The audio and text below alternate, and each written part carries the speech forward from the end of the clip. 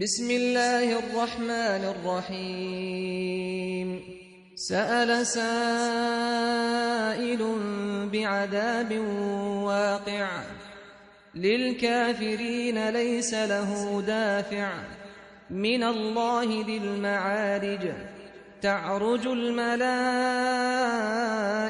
والروح إليه في يوم كان مقداره 50,000 سنة فاصبر صبرا جميلا إنهم يرونه بعيدا ونراه قريبا يوم تكون السماء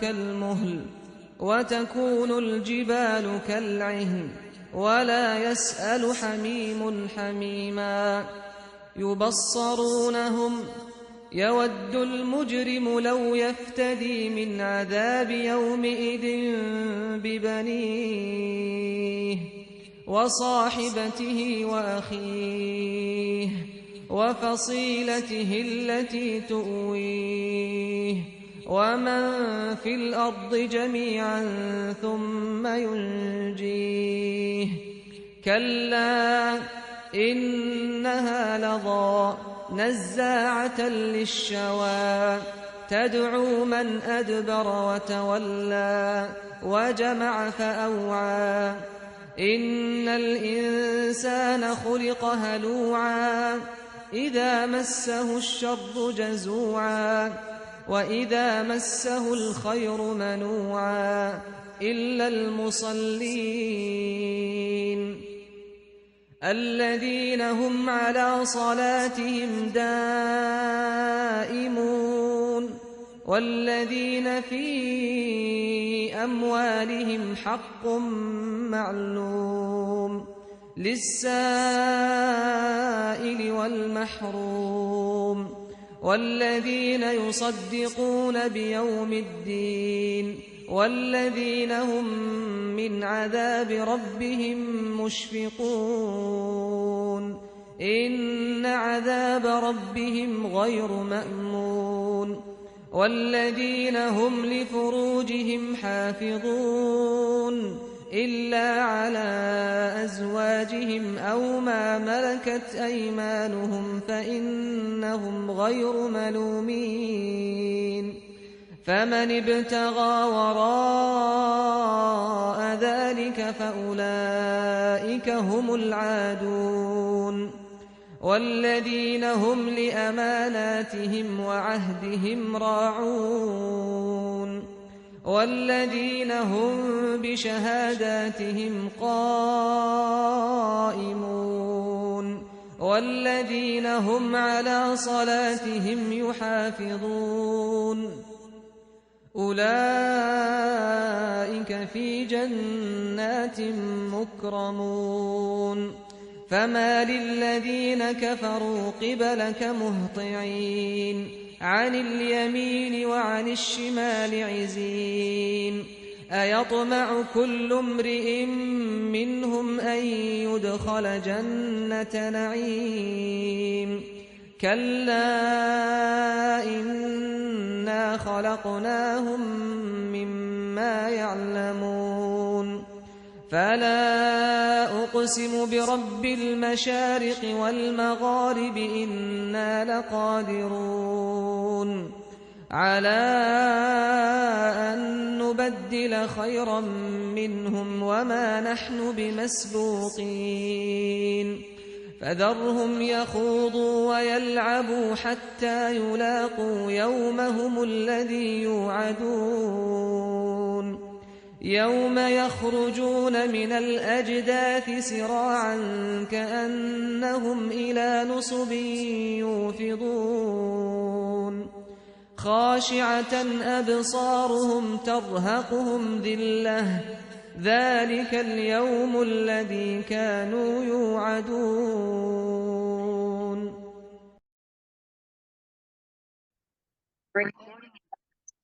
بسم الله الرحمن الرحيم الحمد لله رب العالمين الصلاة والسلام على أشرف المرسلين سيد الأولين والآخرين سيدنا وحبيبنا وشفيعنا ونبينا ومولانا محمد وعلى آله وصحبه أجمعين رضي الله تبارك وتعالى عن قطب العارفين وإمام الصديقين مولانا أبي العباس أحمد بن محمد التجاني وخلفائه المهتدين وأهل طريقته الفائزين الرابحين أما بعد.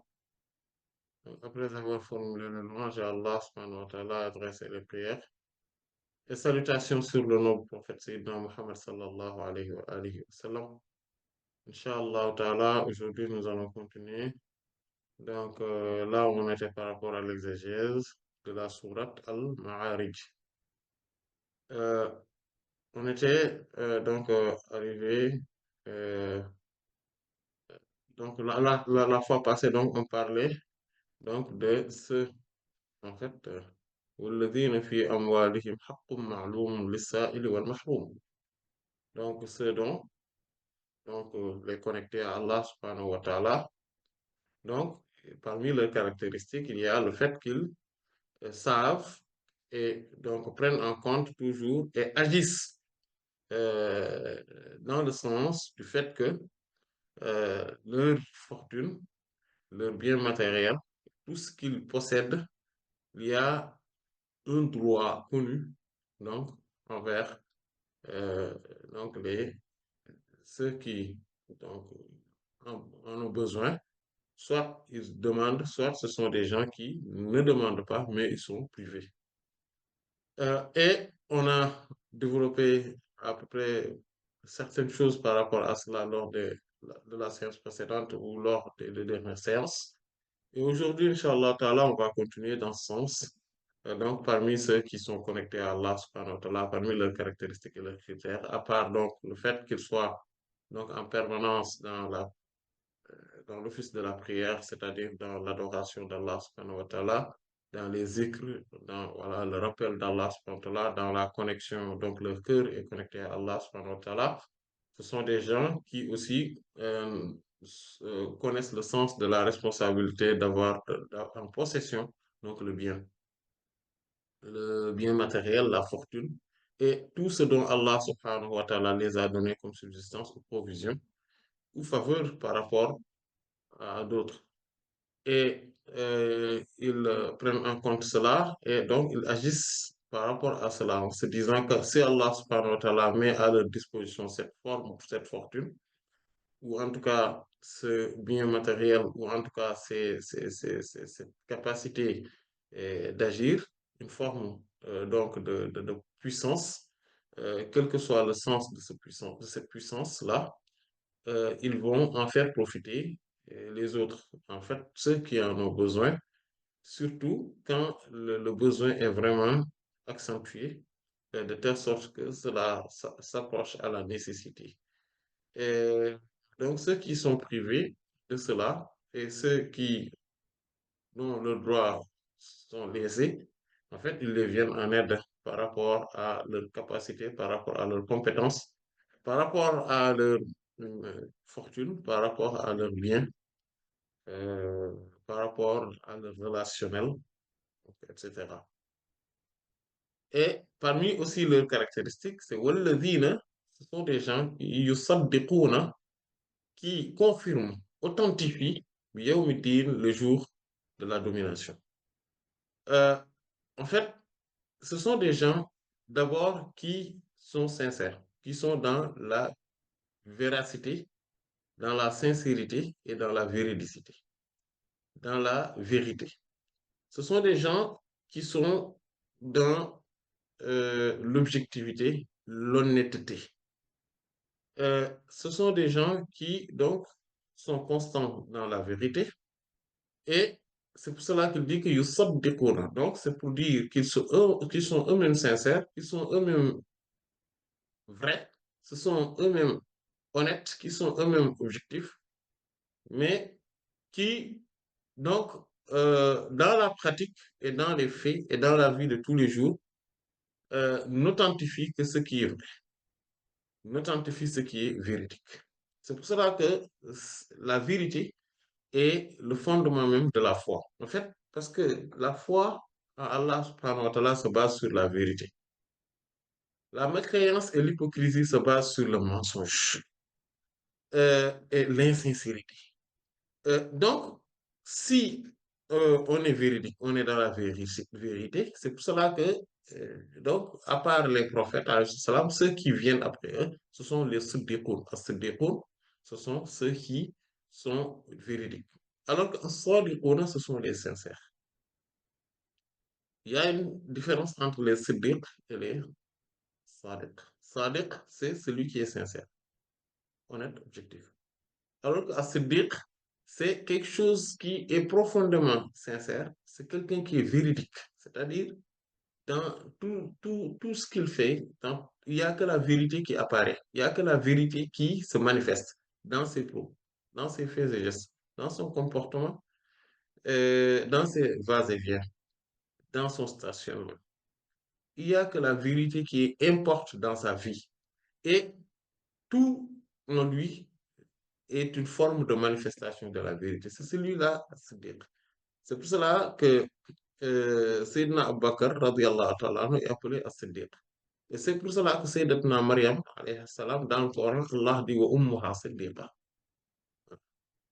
Euh, donc, comme ma kana Isa ibn Maryam illa rasulun qad khalat min qablihi ar-rusul wa ummuhu siddiqatun.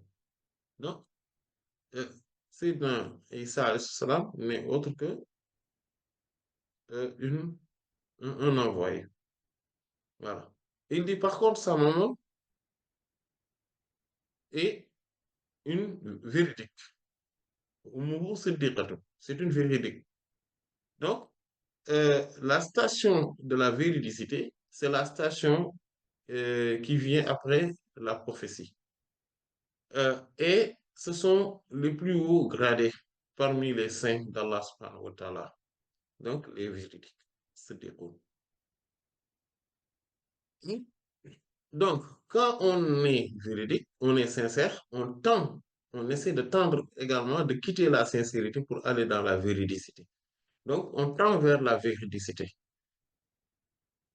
Et regardons dans le Coran comment Allah subhanahu wa ta'ala a qualifié les sincères en disant الفقراء المهاجرين الذين أخرجوا من ديارهم وأموالهم يبتغون فضلا من الله ورضوانه وينصرون الله ورسوله أولئك هم الصادقون.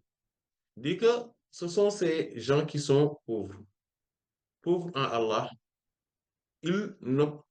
En fait, c'est des gens qui sont conscients de leur pauvreté, qu'ils n'ont rien, qu'ils ne possèdent rien, mais rien ne les possède par contre, à part Allah subhanahu wa ta'ala. Et ces gens-là, dans cette forme de cheminement, cette forme de pensée, ce sont des gens qui al-muhajirun. Ce sont des gens qui émigrent, qui migrent. C'est-à-dire, dans un hadith, le professeur Hassan nous dit le vrai émigré, c'est le vrai migrant, c'est quoi? Al-muhajir, le migrant. Vous voyez comment ça semble, muhajir, migrant. Voilà. Donc, c'est le vrai migrant, c'est qui? Il dit Man hajara ma nahallahu anhu. C'est celui qui migre ce dont Allah subhanahu wa ta'ala a interdit. Ce dont Allah subhanahu wa ta'ala interdit, il migre cela. Il va vers Allah subhanahu wa ta'ala. Et c'est celui qui migre, donc, comme le prophète sallallahu alayhi wa sallam a dit dans un autre hadith, et les deux hadiths là sont le premier, celui que je viens de citer dans les deux sahih, le hadith de Sayyidina Anas radiallahu anhu, quand il dit al-muslim man salama al-muslim min lisani wa yadihi wal muhajiru man hajara ma nahallahu anhu, donc c'est la fin que j'ai dit. Il y a l'autre hadith qui est le premier hadith même dans le Sahih de l'imam al-Bukhari, rahimahullah, mais qui est un hadith qui est rapporté par la presque totalité des grands auteurs donc, de recueil de hadith. C'est le hadith de Sayyidina Omar ibn al-Khattab, radiallahu anhu, qui dit Innamal a'malu binniyat wa innama likulli imrin ma nawa. Donc, les actes ne valent ou évoluent selon les intentions. Et chaque homme n'a que ce dont il a eu pour intention. Et le professeur ça me donne un exemple par rapport à l'immigration en disant il dit فمن كانت هجرته إلى الله ورسوله فهجرته إلى الله ورسوله. Celui dont son immigration, son exil c'est vers Allah et son prophète et son envoyé, sallallahu alayhi wa sallam, qu'il sache que son émigration, d'accord, sa migration, est vers Allah et son prophète, sallallahu alayhi wa sallam. En fait, qu'est-ce que cela veut dire? Voilà. Celui qui, par exemple, celui qui va vers Moudou, il va vers Moudou. Ça n'a pas trop de sens si on ne prend que dans son sens littéral et euh, strictement littéral. Mais quand on dit que celui qui migre vers Allah subhanahu wa ta'ala et son prophète Mohammed sallallahu alayhi wa sallam, c'est parce que, en fait, il va avoir pour récompense, il va avoir en retour le fait d'être avec Allah et avec son prophète sallallahu alayhi wa sallam. Donc, c'est cela que cela pourrait être interprété. Et donc, ces gens-là, ce sont donc les muhajirun. Donc, celui-là, il migre. Donc, ce sont des gens qui sont donc pauvres. Donc, on en a parlé de la pauvreté. C'est le fait de ne rien obtenir. En fait, de ne considérer avoir rien obtenu et tout ce dont Allah subhanahu wa ta'ala a mis à notre disposition dans les banques, entre nos mains, dans nos poches, les bâtiments, l'immobilier, tout cela, c'est la fortune d'Allah subhanahu wa ta'ala seulement, dont Allah subhanahu wa ta'ala a mis entre nos mains, mais ce n'est pas les nôtres, mais c'est la fortune d'Allah. C'est la fortune d'Allah subhanahu wa ta'ala. Et on le considère ainsi comme étant pauvre, même si on est aux yeux des gens parmi les plus riches de ce monde, il faudrait se considérer comme étant un pauvre parce que ce bien-là, cette fortune ne nous appartient pas, cela appartient à Allah. Donc, c'est une personne qui a cette conception-là, il est considéré comme étant pauvre près d'Allah. Et ça, c'est une station, une très haute station, parce que les stations de la faiblesse chez les êtres humains, c'est les hautes stations auprès d'Allah, subhanahu wa ta'ala, comme le fait d'être esclave.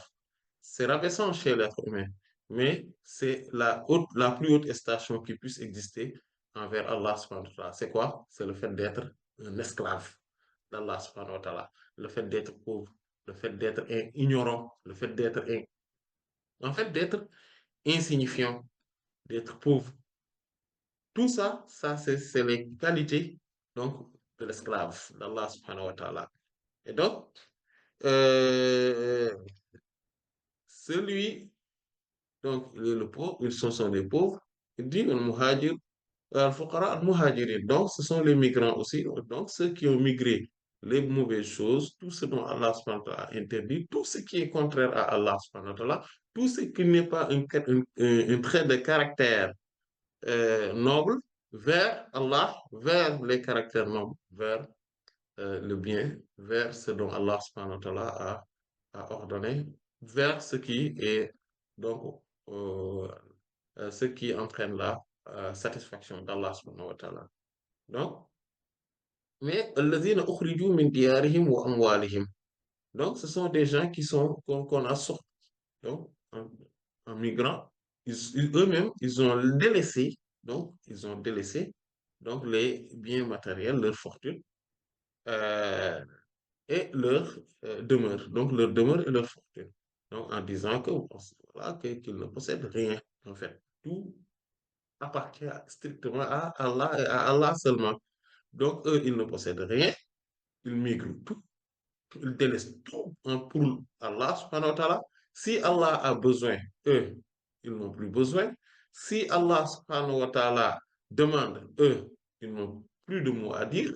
Si Allah, subhanahu wa ta'ala, incite, eux, ils n'ont plus de feu, de désir. Et c'est ça. Et ça, cette station-là est une station extrêmement élevée. Pourquoi? C'est comme Abu Yazid al-Bistami, radiallahu anhu, quand il disait quand on lui a parlé, c'est qui le vrai mouride, c'est-à-dire le disciple aspirant vers Allah, parce que c'est al-mourid, c'est celui-là qui aspire à accéder à Allah, subhanahu wa ta'ala. Donc, c'est qui le vrai? Il dit, man la yurid. C'est celui qui n'a aucune aspiration. C'est-à-dire qui n'aspire strictement à rien, qui n'a aucun désir, qui n'a aucun vœu par rapport à quoi que ce soit. toutes ces aspirations sont orientées vers Allah et vers Allah seulement. Et en plus de cela, après avoir eu, après avoir renoncé à l'aspiration et au désir, il renonce à ce renoncement-là en même temps. En fait, pourquoi? Parce que le simple fait de renoncer même à l'aspiration de quelque chose ou au désir de quelque chose, c'est une autre forme de désir et d'aspiration. Et donc, ils vont aussi renoncer à cela pour ne laisser à eux le choix d'Allah seulement, subhanahu wa ta'ala. Ils laissent tout simplement le choix d'Allah et le choix d'Allah strictement, uniquement. Et donc, ce sont des gens qui sont euh, comme ça. Et donc, ils n'ont rien. Et يَبْتَغُونَ فَضْلًا مِنَ اللَّهِ وَرِضْوَانَهُ. Ils ne cherchent qu'une seule chose et en permanence, c'est les faveurs d'Allah et la satisfaction d'Allah. Tout ce dont Allah subhanahu wa ta'ala fait de tout ce dont Allah subhanahu wa ta'ala les met à leur disposition, ils le considèrent comme étant une faveur d'Allah seulement et strictement. Voilà. Si Allah subhanahu wa ta'ala en fait, il ne cherche même pas, en vérité, il ne cherche même pas les hautes stations, tout ce dont là, les ouvertures, les ouvertures spirituelles, certaines formes d'illumination, il ne cherche strictement rien. Il ne cherche ni ce bas monde, ni l'au-delà, ni même les stations spirituelles, rien. Leur station, c'est l'esclave. C'est le fait d'être esclave strictement et le fait de n'avoir aspiré à quoi que ce soit, leur station, c'est là où Allah subhanahu wa ta'ala les a installés. C'est tout. Là où Allah les installe, ils sont contents, ils disent OK. Partout où Allah, ce qu'Allah subhanahu wa ta'ala choisit pour eux, ils disent que, Masha'Allah, c'est comme ça, Alhamdulillah. Parce que c'est ainsi qu'Allah subhanahu wa ta'ala a voulu. Ce qui plaît à Allah les plaît. Ce dont Allah subhanahu wa ta'ala ne veut pas, ils n'en veulent pas. Ce que Allah subhanahu wa ta'ala euh, euh, les incite, c'est ce qui les excite. Ce que Allah subhanahu wa ta'ala les interdit, voilà, cela ne leur dit rien.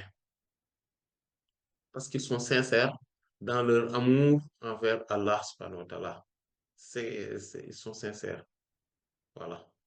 C'est pour ça qu'Allah dit, Oulaïka hum sadiqun. Voilà les sincères. Donc, ce sont ces gens-là qui sont dans la sincérité. Et beaucoup peuvent se dire, comme on l'entend très bien dans la vie de tous les jours, non, moi, je suis réglo. Moi, je suis un homme sincère. Moi, j'aime pas le mensonge. Moi, je suis. Et chacun pourrait se regarder devant la glace en se disant, est-ce que je suis comme ça? Pour prétendre à la sincérité. Pour se dire que oui, je suis sincère. En fait, la sincérité, c'est quelque chose qui est très importante, mais qui n'est pas si facile que les gens le prétendent. Oui, moi, je suis sincère. Beaucoup de gens le disent. Et s'il suffisait tout simplement de dire que je suis sincère pour être sincère, tout le monde allait être sincère. Mais malheureusement, les choses ne se passent pas comme ça. Malheureusement ou heureusement, les choses ne se passent pas comme ça. En fait, euh, la sincérité, c'est une station extrêmement élevée auprès d'Allah subhanahu wa ta'ala. Parce que quelqu'un qui arrive à être sincère auprès d'Allah subhanahu wa ta'ala, il va aussitôt, quand il atteint le, le maximum de sincérité, en fait, il va intégrer les rares assemblées des vérités. Donc, les rares présences ou stations des véridiques. Et c'est parmi les véridiques qu'on choisit même le pôle du temps. En fait, les véridiques sont, euh, ce n'est pas si facile. Ce n'est pas aussi, en fait, on ne les rencontre pas dans toutes les rues. Voilà, c'est quelque chose qui est rare. Et c'est pour ça que les siddiqoun, ceux qui sont donc dans la sincérité totale et donc qui arrivent à la véridicité, donc qui sont véridiques, Allah subhanahu wa ta'ala ne les demande aucun compte le jour de la résurrection. Par contre, quand on n'est que sincère, Allah subhanahu wa ta'ala demande des comptes, mais on va réussir, comme Allah a dit, يَوْمَ يَسْأَلُ الصَّادِقِينَ عَنْ صِدْقِهِمْ. Le jour où Allah subhanahu wa ta'ala va interroger les sincères par rapport à leur sincérité. Mais donc, si on dit que quelqu'un est sincère, il faudrait comprendre que la sincérité ne réside pas en un seul bloc, comme beaucoup de gens le prétendent. Parce qu'on peut être sincère sur beaucoup de plans et être insincère sur autre chose. Sur autre chose. Par exemple, quelqu'un qui il peut bien être sincère quand il fait la prière. Il le fait pour Allah, il ne le fait pas pour que les gens le voient. Il ne le fait pas pour plaire à qui que ce soit. Il est sincère par rapport à la prière. Parce que dans n'importe quelle situation, quand l'heure de prière arrive, il pense à faire la prière et il va faire la prière. Donc, il est sincère dans cela. Ce n'est pas parce que il y a telle personne ou il y a personne, ou il y a beaucoup de gens, ou il y a peu de gens, ou il n'y a pas du tout de gens qu'il ne va pas faire la prière ou qu'il va faire la prière. Non. Le fait qu'il puisse se lever et faire la prière parce que c'est l'heure de la prière, parce que c'est Allah subhanahu wa ta'ala qui a demandé de faire la prière, cela n'est soumis à aucune autre conditionnalité. En fait, euh, partout où il est, n'importe où il est, partout où il y a des gens ou pas, quelle que soit la mentalité, l'idéologie et le type de ces personnes-là qui sont présentes, il va faire la prière. Parce que la prière, il ne peut pas le négocier.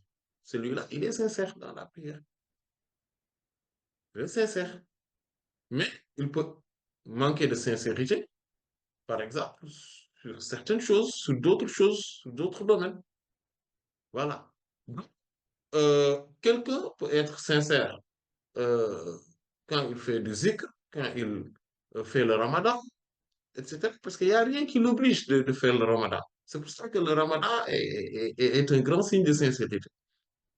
Parce qu'on peut se cacher, manger, boire et faire penser, voilà, et même se mentir soi-même en disant que oui, il y a le ramadan, alors qu'on a mangé, on vient de boire.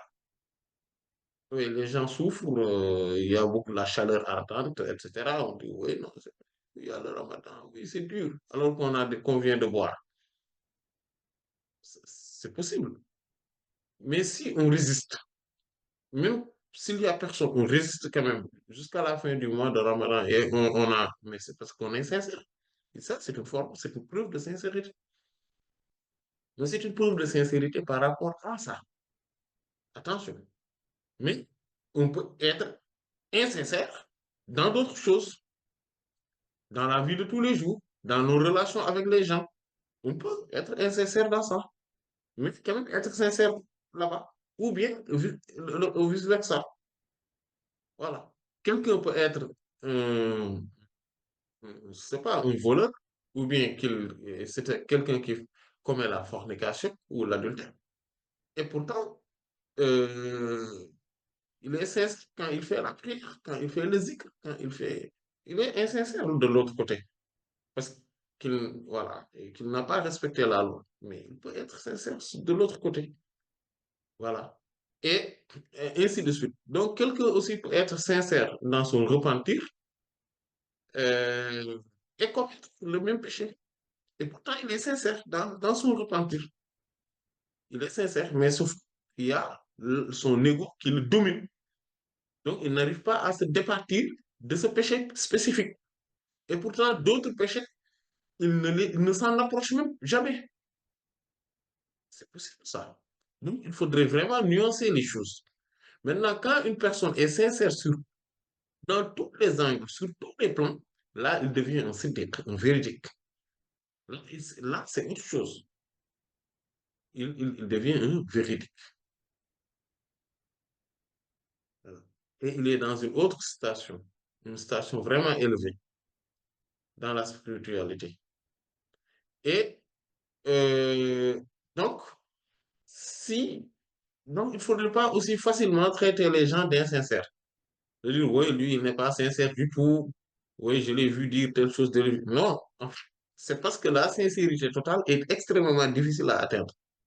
Cependant, le prophète sallallahu alayhi wa sallam a dit dans le hadith de Sayyidina Abdullah bin Mas'ud, radiyallahu ta'ala anhu, qui est dans les deux Sahih, en disant que euh, quand il dit alaykum bis-sidq, fa inna as-sidqa yahdi ila al-birr, wa inna al-birra yahdi ila al-jannah, wa inna ar-rajula la yasduqu wa yataharra as-sidqa hatta yuktabu 'inda Allah siddiqan.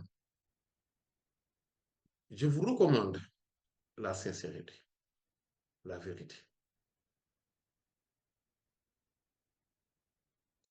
Car la sincérité et la vérité orientent, guident vers la bonté, albir. Et la bonté guide vers le paradis. En toute vérité, un homme va être sincère et vrai. Donc, il est dans la véracité. Voilà. Et il fait tout son mieux pour toujours dire la vérité, la vérité. Se comporter en conformité avec la vérité. Jusqu'à ce qu'il soit euh, sont inscrits dans la liste des véridiques auprès d'Allah. Donc, pas des sincères seulement, mais véridiques, des siddiq. Peut-être c'est le premier jour, il va tout faire pour être vrai, pour dire le vrai, faire vrai, se comporter en vrai. Toujours, il essaie. Peut-être au premier jour, Allah va l'élever au rang des siddiq. Peut-être au deuxième jour, au troisième jour, peut-être au cinquième jour, peut-être dans 10 ans, dans 20 ans, dans 30 ans. Mais un jour viendra, Inch'Allah, Allah va l'inscrire là. Mais il faut être constant. Par contre, le contraire aussi se réalise. Il dit وَإِيَّاكُمْ وَالْكَذِبَ فَإِنَّ الْكَذِبَ يَهْدِي إِلَى الْفُجُورِ وَإِنَّ الْفُجُورَ يَهْدِي إِلى النَّارِ وَإِنَّ الرَّجُلَ لَيَكْذِبُ وَيَتَحَرَّى الْكَذِبَ حَتَّى يُكْتَبَ عِندَ اللَّهِ كَذَّابًا. Je vous recommande aussi, donc je vous mets en garde par rapport au mensonge. Donc, au mensonge dans la parole, dans les comportements. Voilà. En fait, un homme, l'homme pourrait être insincère. Donc, il est dans le mensonge, pourrait être dans le mensonge et mentir, dire ce qui n'est pas vrai. Et à chaque fois, à un moment donné, il ne vise que le mensonge. Voilà. Pour un rien, il mentit, il va mentir. Pour un rien, il dit là. Voilà. En fait, et il ne peut pas discuter avec les gens sans y glisser des paroles de mensonge.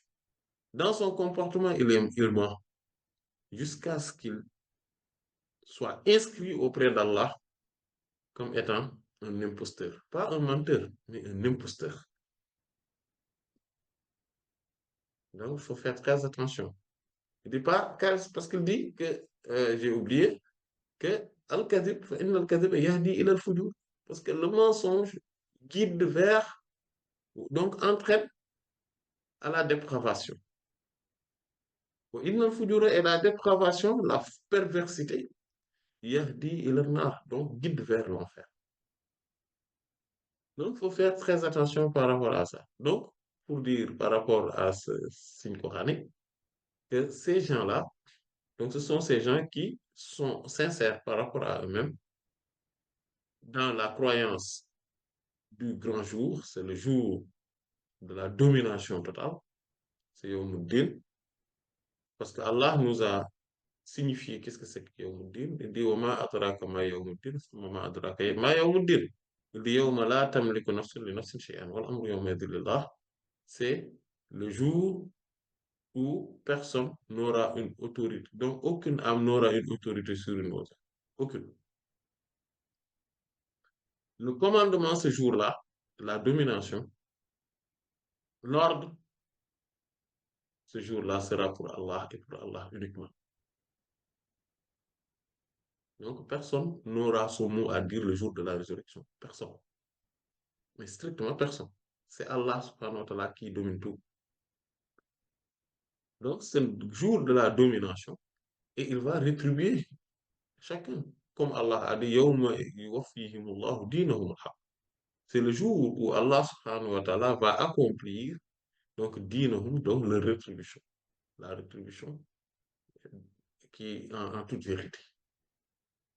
Donc, ces jours-là, souvent dans les traductions, ils disent le jour de la rétribution, mais en réalité, si on se réfère au Coran, qui est le meilleur interprète du Coran, on va dire que c'est le jour de la domination suprême. Yawmuddin. Donc, ces gens-là, ils prennent en compte ce jour-là. Donc, quelqu'un qui va vous dire que lui, il est dans la sincérité, il est dans les hautes stations de la spiritualité, il est dans la véridicité, et il est dans la connaissance gnostique, voilà, il est dans les réalités sénériales, etc. Donc, c'est ce qui fait qu'il ne donne aucune importance au jour de la résurrection, c'est parce qu'il ne sait pas ce qu'il dit et il n'est pas véridique. Parce que ce jour-là, en fait, celui qui bannit dans son discours le paradis, l'enfer, le jour de la résurrection, c'est parce qu'il n'est ni coranique ni mohammedien. Parce que le Coran nous parle beaucoup de ce jour-là et de la suite.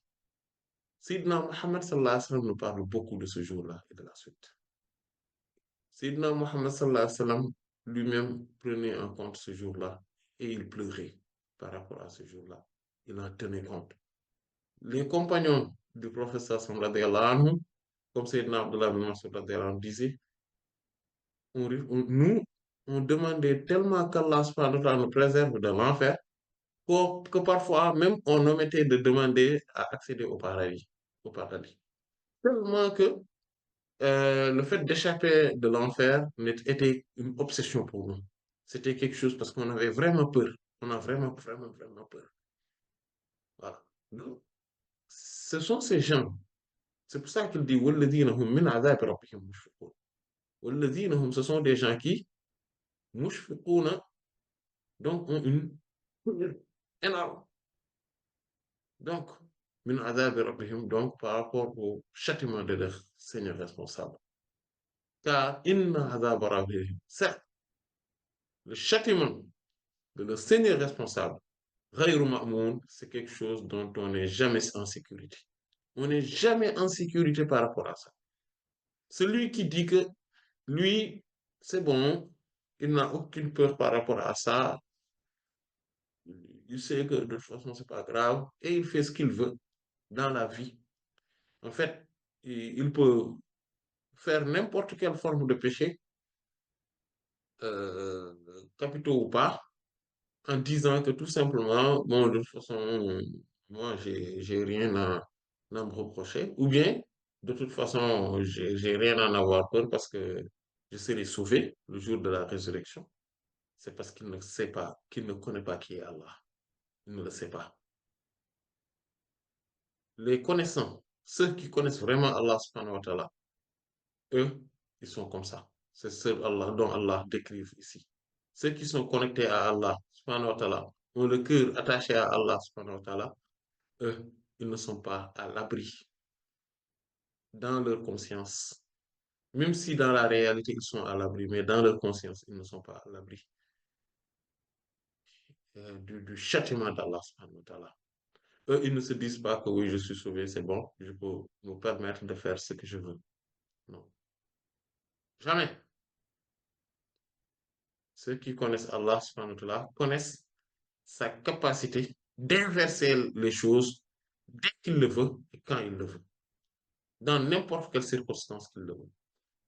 C'est pour cela que les connaissants gnostiques, les grands connaissants, al-arif, eux, ils n'ont pas le cœur tranquille. Ils ont le cœur qui est bouillant. Ils ont le cœur qui, eux, ils ont peur.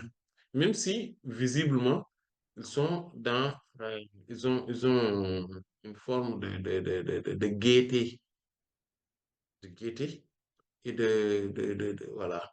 Donc, visiblement, mais ils ont peur et ils ont le cœur qui bouillonne. C'est pour ça que le prophète sallallahu alayhi wa sallam, c'était la personne la plus gaie. C'était la personne la plus souriante. Et d'ailleurs, c'est ce qu'on regarde, c'est ce qu'on voyait en lui. Mais son cœur bouillonnait comme une marmite par peur d'Allah subhanahu wa ta'ala. Voilà. Donc, on va s'en tenir là jusqu'à la prochaine fois, Inch'Allah. Allah, on sait davantage. Wallahu ta'ala alam wa sallallahu ala sayyidina Muhammad wa ala alihi wa sahbihi ajma'in. Subhana rabbika rabbil izzati amma yasifun. Wa salamun ala al-mursalin. Walhamdulillah. بسم الله الرحمن الرحيم سأل سائل بعذاب واقع للكافرين ليس له دافع من الله ذي المعارج تعرج الملائكة والروح إليه في يوم كان مقداره 50,000 سنة فاصبر صبرا جميلا إنهم يرونه بعيدا ونراه قريبا يوم تكون السماء كالمهل وتكون الجبال كالعهن ولا يسأل حميم حميما يبصرونهم يود المجرم لو يفتدي من عذاب يومئذ ببنيه وصاحبته وأخيه وفصيلته التي تؤويه ومن في الأرض جميعا ثم ينجيه كلا إنها لظى نزاعة للشوى تدعو من أدبر وتولى وجمع فأوعى إن الإنسان خلق هلوعا إذا مسه الشر جزوعا وإذا مسه الخير منوعا إلا المصلين الذين هم على صلاتهم دائمون والذين في أموالهم حق معلوم للسائل والمحروم والذين يصدقون بيوم الدين والذين هم من عذاب ربهم مشفقون إن عذاب ربهم غير مأمون والذين هم لفروجهم حافظون إلا على أزواجهم أو ما ملكت أيمانهم فإنهم غير ملومين فمن ابتغى وراء ذلك فأولئك هم العادون والذين هم لأماناتهم وعهدهم راعون والذين هم بشهاداتهم قائمون والذين هم على صلاتهم يحافظون أولئك